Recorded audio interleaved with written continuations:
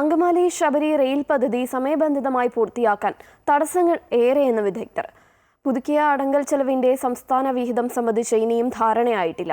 പുതുവർഷ സമ്മാനമായി ദേശീയപാത 66ന്റെ നിർമ്മാണം ഡിസംബറിൽ പൂർത്തിയാക്കുമെന്ന പൊതുമരാമത്ത് മന്ത്രിയുടെ കണക്കുകൂട്ടലും പിഴയ്ക്കുന്നു. പദ്ധതിയുടെ പൂർത്തീകരണം 6 മാസം കൊണ്ട് അസാധ്യമെന്നും വിലയിരുത്തലുണ്ട്. 110 കിലോമീറ്റർ ദൈർഘ്യമുള്ള അങ്കമാലി എരുമേലി ശബരി റെയിൽ പദ്ധതി 1997-98 റെയിൽ ബജറ്റിലാണ് പ്രഖ്യാപിച്ചത്. കാൽ നൂറ്റാണ്ടിലേറെയായി നിലച്ചിരുന്ന പദ്ധതി കഴിഞ്ഞയാഴ്ച മുഖ്യമന്ത്രിയുടെ ഡൽഹി സന്ദർശനത്തോടെയാണ് വീണ്ടും ജീവൻ വെച്ചത്.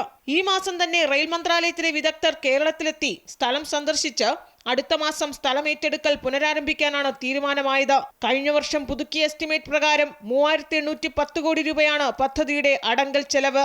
ഇതിൽ 50% വീതം കേന്ദ്രവും കേരളവും വഹിക്കണം. എന്നാൽ കേരളത്തിന്റെ വിഹിതമായ 1905 കോടി രൂപ കിഫ്ബി ഏറ്റെടുക്കുമെന്നും ഇത് പൊതുവായ്പയിൽ നിന്ന് ഒഴിവാക്കണമെന്നും കേരളം ആവശ്യപ്പെട്ടിട്ടുണ്ട്. എന്നാൽ ഇക്കാര്യത്തിൽ ഇതുവരെയും അന്തിമ തീരുമാനമായിട്ടില്ല.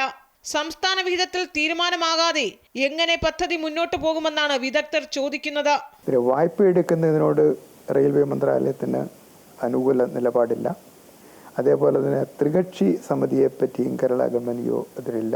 അപ്പം അങ്ങനെ വരുന്ന അവസരത്തിൽ ഈ റെയിൽവേ ശബരി റെയിൽ സമയബന്ധിതമായിട്ട് തുടങ്ങി സമയബന്ധിതമായിട്ട് പൂർത്തിയാക്കാൻ കഴിയുമോ എന്ന വലിയൊരു ചോദ്യമാണ് റെയിൽവേ മന്ത്രിയും കേരള മുഖ്യമന്ത്രിയും തമ്മിൽ നടന്ന ചർച്ചയുടെ അവസാനം സാധാരണക്കാരായ കേരളീയർക്ക് മനസ്സിലാകുന്നത്.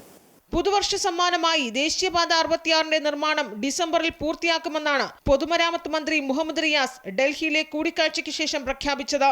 എന്നാൽ നിലവിൽ ദേശീയപാത പലയിടത്തും തകർന്നതിന്റെ പുനർനിർമ്മാണവും അതോടൊപ്പം ബാക്കിയുള്ളവയുടെ നിർമ്മാണം പൂർത്തിയാക്കലും 6 മാസം കൊണ്ട് അസാധ്യമെന്നാണ് വിദഗ്ധർ വിലയിരുത്തുന്നത്.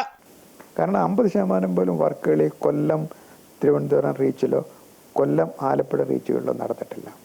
അപ്പം അങ്ങനെയുള്ളൊരു സാഹചര്യത്തിൽ മഴക്കാലം വരുന്നുണ്ട്. ഇപ്പോൾ റോഡ് വർക്കുകളൊക്കെ നിർത്തിവച്ചിരിക്കുകയാണ്. അതേപോലെ തന്നെ പല ഭാഗങ്ങളിലും പൊട്ടിപ്പൊളിഞ്ഞു പോകുന്നുണ്ട്, ക്രാക്കുകൾ ഉണ്ടാകുന്നുണ്ട്, മതിലിടിയുന്നുണ്ട്.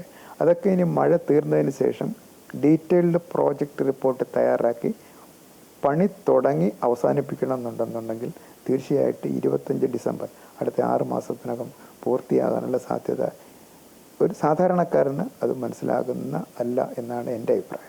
2026 പൊതു തെരഞ്ഞെടുപ്പ് ലക്ഷ്യമാക്കി പല പദ്ധതികളും വേഗത്തിൽ നടപ്പാക്കാനുള്ള സർക്കാരിന്റെ നീക്കം പ്രഖ്യാപനത്തിൽ മാത്രം ഒതുങ്ങുമോ എന്ന ആശങ്കയും വിദഗ്ധർ പങ്കുവയ്ക്കുന്നു.